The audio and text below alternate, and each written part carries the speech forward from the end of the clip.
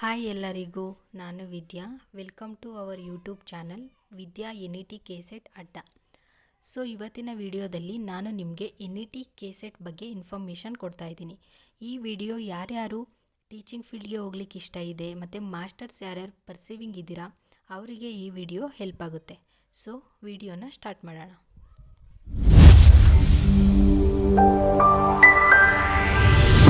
ಇವತ್ತಿನ information Karnataka examination authority ನಡೆಸುವಂತಹ KCET exam ಬಗ್ಗೆ ಹಾಗೂ ನ್ಯಾಷನಲ್ ಟೆಸ್ಟಿಂಗ್ ಏಜೆನ್ಸಿ ನಡೆಸುವಂತಹ UGC ನೆಟ್ ಎಕ್ಸಾಮ್ ಬಗ್ಗೆ ಮಾಹಿತಿ ಕೊಡ್ತಾ ಇದ್ದೀನಿ.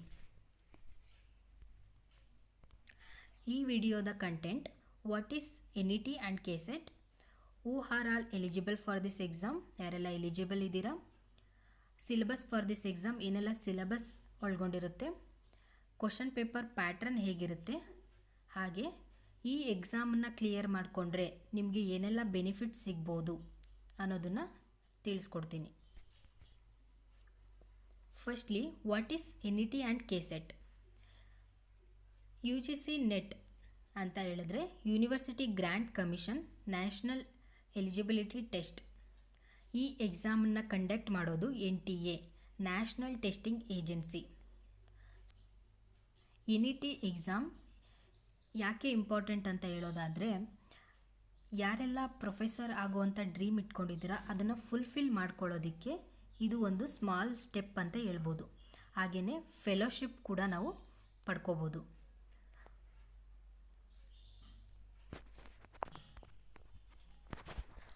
ಹಾಗೆ become eligible to apply for assistant professor jobs in colleges and universities. ನಾವು ಅಸಿಸ್ಟೆಂಟ್ ಪ್ರೊಫೆಸರ್ ಎಕ್ಸಾಮಿಗೆ ಅಪ್ಲೈ ಮಾಡೋಕ್ಕೆ ಎಲಿಜಿಬಿಲಿಟಿ ಪಡ್ಕೊತೀವಿ ಈ UGC ನೆಟ್ಟನ್ನು ಕ್ಲಿಯರ್ ಮಾಡಿಕೊಂಡ್ರೆ. ಸೊ ಸಿಂಪ್ಲಿ ಹೇಳೋದಾದರೆ UGC ನೆಟ್ ಎಕ್ಸಾಮ್ ಯಾರೆಲ್ಲ ಟೀಚಿಂಗ್ ಫೀಲ್ಡ್ಗೆ ಹೋಗ್ಲಿಕ್ಕೆ ಇಷ್ಟ ಇದೆ, ಯಾರಿಗೆಲ್ಲ PG ಆ್ಯಂಡ್ UG ಕಾಲೇಜಸ್ಗೆ ಟೀಚ್ ಮಾಡೋಕ್ಕೆ ಇಂಟ್ರೆಸ್ಟ್ ಇದೆ, ಅವರೆಲ್ಲ UGC ನೆಟ್ಟನ್ನು ಕ್ಲಿಯರ್ ಮಾಡ್ಕೋಬೇಕು. ಇದೇ ನಮಗೆ ಎಲಿಜಿಬಿಲಿಟಿ ನಾವು ಟೀಚ್ ಮಾಡೋದಕ್ಕೆ. ಹಾಗೆಯೇ ಅಸಿಸ್ಟೆಂಟ್ ಪ್ರೊಫೆಸರ್ ಜಾಬಿಗೆ ನಾವು ಅಪ್ಲೈ ಮಾಡೋದಕ್ಕೆ UGC ನೆಟ್ ಆರ್ KCET ಎರಡರಲ್ಲಿ ಒಂದು ಎಕ್ಸಾಮ್ ಕ್ಲಿಯರ್ ಆಗಿರಬೇಕು. Next KCET, Karnataka state eligibility test. UGC net clear ಮಾಡಿಕೊಂಡ್ರೆ ನಾವು ಇಂಡಿಯಾದಲ್ಲಿ ಯಾವುದೇ ಪ್ಲೇಸಲ್ಲಿ ಬೇಕಾದರೂ ನಾವು ವರ್ಕ್ ಮಾಡೋದಕ್ಕೆ ಎಲಿಜಿಬಿಲಿಟಿ ಸಿಗುತ್ತೆ. ಬಟ್ KCETನ್ನು ಕ್ಲಿಯರ್ ಮಾಡಿಕೊಂಡ್ರೆ ಓನ್ಲಿ ಕರ್ನಾಟಕದಲ್ಲಿ ಮಾತ್ರ ವ್ಯಾಲಿಡ್ ಆಗಿರುತ್ತೆ. ಹಾಗೆ KCET ಎಕ್ಸಾಮ್ ಕೂಡ ನಾವು ಕ್ಲಿಯರ್ ಮಾಡಿಕೊಂಡ್ರೆ ಅಸಿಸ್ಟೆಂಟ್ ಪ್ರೊಫೆಸರ್ ಎಕ್ಸಾಮ್ಗೆ ಅಪ್ಲೈ ಮಾಡೋದಕ್ಕೆ ಎಲಿಜಿಬಿಲಿಟಿ ಸಿಗುತ್ತೆ. ಹಾಗೆ KCET ಎಕ್ಸಾಮನ್ನು ಕಂಡಕ್ಟ್ ಮಾಡೋದು KEA, Karnataka examination authority. UGC NET ಎಕ್ಸಾಮನ್ನು ನಾವು ಎಷ್ಟು ಸಲ ಬೇಕಾದರೂ ಬರಿಬೋದು, ಅದಕ್ಕೆ ಯಾವುದೇ ರಿಸ್ಟ್ರಿಕ್ಷನ್ ಇಲ್ಲ. ನಾವು UGC ನೆಟ್ ಆಯಿತು, ಇವಾಗ ನೆಕ್ಸ್ಟು JRFಗೆ ಟ್ರೈ ಮಾಡ್ಬೋದು. ಆ ಥರ JRF ಆದ್ರೂ ನಾವು ಎಷ್ಟು ಸಲ ಬೇಕಾದರೂ UGC ನೆಟ್ ಎಕ್ಸಾಮನ್ನು ಬರಿಬೋದು ನಮ್ಮ ನಾಲೆಡ್ಜನ್ನು ತಿಳ್ಕೊಳ್ಳೋದಕ್ಕೆ. ಆದರೆ KCET ಎಕ್ಸಾಮ್ ಆಗಲ್ಲ. ನಾವು ಒನ್ಸ್ KCET ಎಕ್ಸಾಮ್ ಕ್ಲಿಯರ್ ಆಗಿ ನಮಗೆ ಎಲಿಜಿಬಿಲಿಟಿ ಸಿಕ್ತು ಅಂದರೆ ನಾವು ಮತ್ತೆ KCET ಎಕ್ಸಾಮನ್ನು ಬರೋದಕ್ಕೆ ಆಗಲ್ಲ. ಅಕಸ್ಮಾತ್ ನಾವು ಬರೆದು ಅದರಲ್ಲಿ ನಾವು ಕ್ಲಿಯರ್ ಮಾಡ್ಕೊಂಡಿಲ್ಲ ಅಂತಂದರೆ ಮತ್ತೆ ನಮ್ಮದು ಕ್ಲಿಯರ್ ಆಗಿಲ್ಲ ಅಂತಲೇ ಆಗುತ್ತೆ ಹೊರತು ಫಸ್ಟ್ ನಾವು ಕ್ಲಿಯರ್ ಮಾಡ್ಕೊಂಡಿದ್ವಲ್ಲ ಅದು ಎಲಿಜಿಬಲ್ ಆಗಲ್ಲ, ಅದು ಕ್ಯಾನ್ಸಲ್ ಆಗುತ್ತೆ. ಸೊ UGC ನೆಟ್ಟನ್ನು ನಾವು ಯಾವಾಗ ಎಷ್ಟು ಸಲ ಬೇಕಾದರೂ ಬರಿಬೋದು. ಬಟ್ KCET ಎಕ್ಸಾಮ್ ಒನ್ಸ್ ನಾವು ಕ್ಲಿಯರ್ ಮಾಡ್ಕೊಳ್ಳೋವರೆಗೂ ಬರಿಬೋದು. UGC ನೆಟ್ಟಲ್ಲಿ ನಮಗೆ 3 ಆಪ್ಷನ್ಸ್ ಇರುತ್ತೆ: UGC net, JRF, PhD only. UGC ನೆಟ್ಟನ್ನು ನಾವು ಕ್ಲಿಯರ್ ಮಾಡಿಕೊಂಡ್ರೆ ನಾವು ಅಸಿಸ್ಟೆಂಟ್ ಪ್ರೊಫೆಸರ್ ಎಕ್ಸಾಮ್ಗೆ ಅಪ್ಲೈ ಮಾಡೋದಕ್ಕೆ ಎಲಿಜಿಬಿಲಿಟಿ ಸಿಗುತ್ತೆ. ಹಾಗೆ ಯಾವುದೇ ಗೌರ್ನಮೆಂಟ್ ಆರ್ ಪ್ರೈವೇಟ್ ಕಾಲೇಜಸಲ್ಲಿ ನಾವು ವರ್ಕ್ ಮಾಡ್ಬೋದು. ನೆಕ್ಸ್ಟ್ JRF ಅನ್ನೋದ್ರೆ ಜೂನಿಯರ್ ರಿಸರ್ಚ್ ಫೆಲೋ. ಇದನ್ನೇನಾದರೂ ನಾವು ಕ್ಲಿಯರ್ ಮಾಡಿಕೊಂಡ್ರೆ ನಮಗೆ PhD ಮಾಡೋದಕ್ಕೆ ಡೈರೆಕ್ಟಾಗಿ ಜಾಯ್ನ್ ಆಗ್ಬೋದು. ಜೊತೆಗೆ ನಾವು PhD ಮಾಡುವಾಗ ನಮಗೆ ಫೆಲೋಶಿಪ್ ಅಂತ ಸಿಗುತ್ತೆ.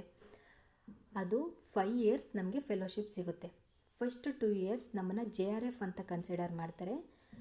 ಅನದರ್ 3 ಇಯರ್ಸ್ ನಮ್ಮನ್ನು SRF ಅಂತ ಕನ್ಸಿಡರ್ ಮಾಡ್ತಾರೆ. JRFಗಿಂತ ನಮಗೆ SRFಲ್ಲಿ ನಮಗೆ ಸಿಗ್ತಿದ್ದಂಥ ಫೆಲೋಶಿಪ್ ಕೂಡ ಇನ್ಕ್ರೀಸ್ ಆಗುತ್ತೆ. ನೆಕ್ಸ್ಟು PhD ಓನ್ಲಿ ಅಂತ ನಮಗೆ ಏನಾದರೂ ಕ್ವಾಲಿಫೈಡ್ ಆದರೆ ನಾವು PhD ಮಾಡೋದಕ್ಕೆ ಅಡ್ಮಿಷನ್ ಆಗ್ಬೋದು. Without entrance exam we can join. But central ಯೂನಿವರ್ಸಿಟಿಯಲ್ಲಿ ಮಾತ್ರ ನಾವು ಅಡ್ಮಿಷನ್ ಪಡ್ಕೋಬೋದು. ಬಟ್ ಇಲ್ಲಿ ನಮಗೆ ಯಾವುದೇ ರೀತಿ ಫೆಲೋಶಿಪ್ ಸಿಗಲ್ಲ. ಇವಾಗ UGC net JRF PhD only ಈ ಥರ ಯಾವ ಬೇಸ್ ಮೇಲೆ ಇದನ್ನು ಡಿಸೈಡ್ ಮಾಡ್ತಾರೆ ಅನ್ನೋದನ್ನು ನಾನು ನಿಮಗೆ ಲಾಸ್ಟ್ ಡಿಸೆಂಬರ್ 2025 UGC ನೆಟ್ ಎಕ್ಸಾಮ್ನ ಕಟ್ ಆಫ್ ಬೇಸ್ ಮೇಲೆ ನಾನು ಎಕ್ಸ್ಪ್ಲೇನ್ ಮಾಡ್ತೀನಿ. Last year general ಕ್ಯಾಟಗರಿಗೆ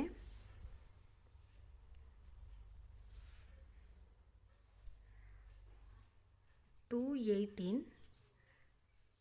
JRFಗೆ cut off ಇತ್ತು. ನೆಕ್ಸ್ಟ್ 186 NETಗೆ ಕಟ್ ಆಫ್ ಇತ್ತು. ಹಾಗೆ 158 PhD ಓನ್ಲಿಗೆ ಕಟ್ ಆಫ್ ಇತ್ತು. ಟಾಪ್ ರ್ಯಾಂಕಲ್ಲಿ ಯಾರು ಬಂದಿರ್ತಾರೆ ಅವ್ರಿಗೆ JRF ಅಂತ ಸಿಗುತ್ತೆ. ಸೊ ಇಲ್ಲಿ 218 ಇದೆ 300 ಮಾರ್ಕ್ಸ್ಗೆ. ಅಷ್ಟು ಮಾರ್ಕ್ಸ್ ನಾವು ತಗೊಂಡ್ರೆ ನಮಗೆ JRF ಸಿಗುತ್ತೆ. ಅದಕ್ಕಿಂತ ಸ್ವಲ್ಪ ಕಡಿಮೆ 186 NETಗೆ ಕಟ್ ಆಫ್ ಇರುತ್ತೆ. ಅದಕ್ಕಿಂತ ಇನ್ನೂ ಕಡಿಮೆ 158 PhD ಓನ್ಲಿ ಅಂತ ಕೊಡ್ತಾರೆ. ಈ ರೀತಿ ಕನ್ಸಿಡರ್ ಮಾಡ್ತಾರೆ based on our marks.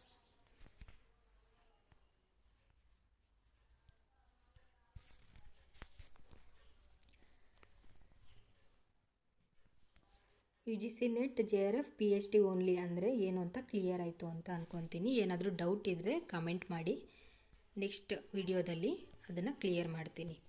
Next who are all eligible for this exam, ಯಾರಿಗೆಲ್ಲ ಎಲಿಜಿಬಲ್ ಇದೆ ಈ ಎಕ್ಸಾಮ್ಗೆ ಅಪ್ಲೈ ಮಾಡೋದಕ್ಕೆ ಅಂತ ನೋಡೋದಾದರೆ, ಕ್ವಾಲಿಫಿಕೇಷನ್ ಬಂದು ಮಾಸ್ಟರ್ಸ್ ಡಿಗ್ರಿ ಕಂಪ್ಲೀಟ್ ಆಗಿರಬೇಕು ಅಥವಾ ಮಾಸ್ಟರ್ಸ್ ನಾವು ಪರ್ಸೀವಿಂಗ್ ಇದ್ದರೂ ಕೂಡ ಅಪ್ಲೈ ಮಾಡೋದಕ್ಕೆ ಎಲಿಜಿಬಲ್ ಆಗ್ತೀವಿ. ಸೊ ಮಾಸ್ಟರ್ಸ್ ಯಾರು ಫಸ್ಟ್ ಇಯರ್ ಇರುವಾಗಲೇ ಕೂಡ ನಾವು ಅಪ್ಲೈ ಮಾಡ್ಬೋದು. ಮತ್ತು must be on Indian citizen ಆಗಿರಬೇಕು ಮತ್ತು ಇದಕ್ಕೆ ಯಾವುದೇ ರೀತಿ ಏಜ್ ಲಿಮಿಟ್ ಇರೋದಿಲ್ಲ.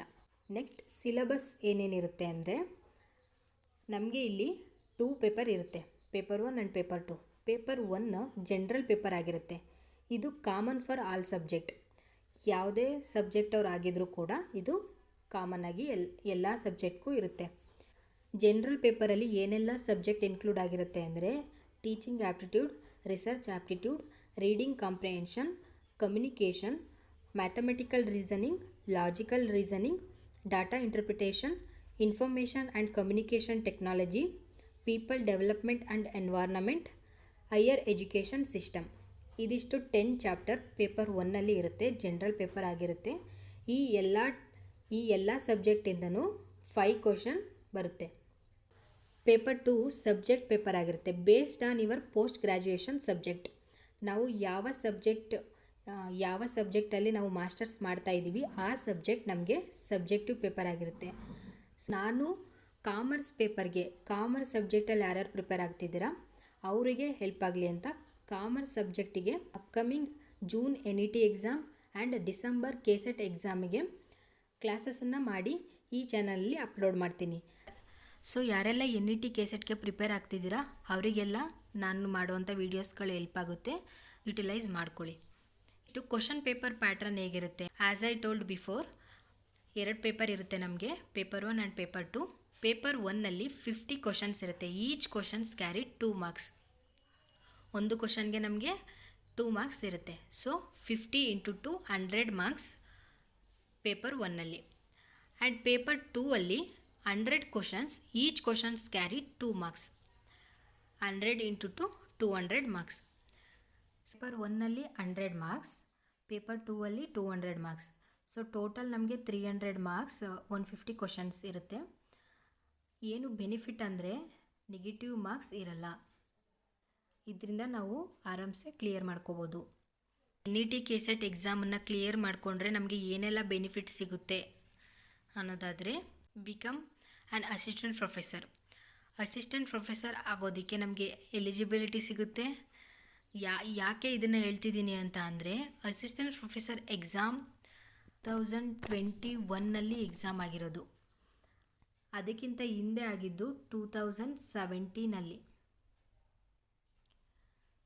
ಇಯರ್ಲಿ ಒನ್ಸ್ ಕಾಲ್ ಆಗಲ್ಲ, 5 ಇಯರ್ಸ್ ಅಟ್ಲೀಸ್ಟ್ 5 ಇಯರ್ಸ್ ವೆಯ್ಟ್ ಮಾಡಬೇಕಾಗುತ್ತೆ.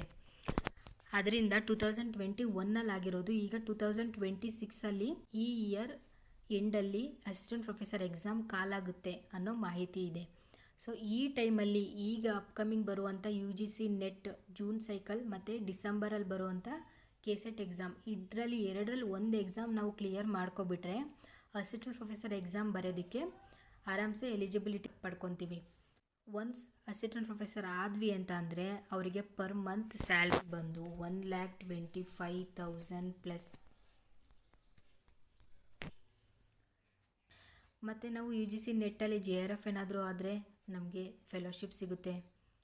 ಹಾಗೆ ರೆಸ್ಪೆಕ್ಟ್ ಇನ್ ಅಕಾಡೆಮಿಕ್ ಫೀಲ್ಡ್, ಯಾವುದೇ ಪ್ರೊಫೆಷನ್ ಆದ್ರೂ ಟೀಚಿಂಗ್ಗೆ ಇರುವಂಥ ರೆಸ್ಪೆಕ್ಟ್ ಎಲ್ಲೂ ಸಿಗಲ್ಲ. So respect in academic field, better salary, work in government and private colleges. ಹೋಗಲಿ ನಾವು ಅಸಿಸ್ಟೆಂಟ್ ಪ್ರೊಫೆಸರ್ ಎಕ್ಸಾಮ್ ಕ್ಲಿಯರ್ ಮಾಡ್ಕೊಳ್ಳೋಕ್ಕಾಗಿಲ್ಲ ಅಂದ್ರೂ NET KCET ನಮಗೆ ಕ್ವಾಲಿಫಿಕೇಷನ್ ಇದೆ, ಎಲಿಜಿಬಿಲಿಟಿ ಇದೆ. ಅದರಿಂದ ನಾವು ಗೌರ್ನಮೆಂಟ್ ಕಾಲೇಜಸ್ ಆರ್ ಪ್ರೈವೇಟ್ ಕಾಲೇಜಸಲ್ಲಿ ವರ್ಕ್ ಮಾಡ್ಬೋದು. ಅದರಲ್ಲೂ ಗೌರ್ಮೆಂಟ್ ಕಾಲೇಜಸಲ್ಲಿ ನಮಗೆ ಗೆಸ್ಟ್ ಫ್ಯಾಕಲ್ಟೀಸ್ ಅಂತಲೂ ಕೂಡ ಕಾಲ್ ಮಾಡ್ತಾರೆ. ಅದರಲ್ಲಿ ಕ್ವಾಲಿಫೈ ಆದರೆ ಅದರಲ್ಲೂ ಬೆಟರ್ ಸ್ಯಾಲ್ರಿ ಸಿಗುತ್ತೆ. ಇದು ಒಂದು ಆಪ್ಷನ್ ಇದೆ ನಮಗೆ. ಹಾಗೆ ಸೋಷಿಯಲ್ ರೆಸ್ಪೆಕ್ಟ್ ಕೂಡ ಸಿಗುತ್ತೆ. ಸೊ ನೆಕ್ಸ್ಟಿಂದ ನಾನು ವಿಡಿಯೋಸ್ ಮಾಡಿ ಅಪ್ಲೋಡ್ ಮಾಡ್ತೀನಿ. ಯಾರಿಗೆಲ್ಲ ಯೂಸ್ ಆಗುತ್ತೆ ಅವರಿಗೆಲ್ಲ ಶೇರ್ ಮಾಡಿ. ಯಾರೆಲ್ಲ ಆಲ್ರೆಡಿ ನನ್ನ ವಿಡಿಯೋಸ್ ನೋಡ್ತಾ ಇದ್ದೀರಾ ಇವಾಗ ಎಲ್ಲರೂ ಯುಟಿಲೈಸ್ ಮಾಡ್ಕೊಳ್ಳಿ, ಚೆನ್ನಾಗಿ ಓದ್ಕೊಳ್ಳಿ. Upcoming UGC NET and KCET ಎಕ್ಸಾಮನ್ನು ಕ್ಲಿಯರ್ ಮಾಡ್ಕೊಳ್ಳಿ. ಹಾಗೆ ಈ ವಿಡಿಯೋನ ನಿಮ್ಮ ಫ್ರೆಂಡ್ಸ್ ಜೊತೆ ಶೇರ್ ಮಾಡಿ. Thanks for watching. Do subscribe my channel.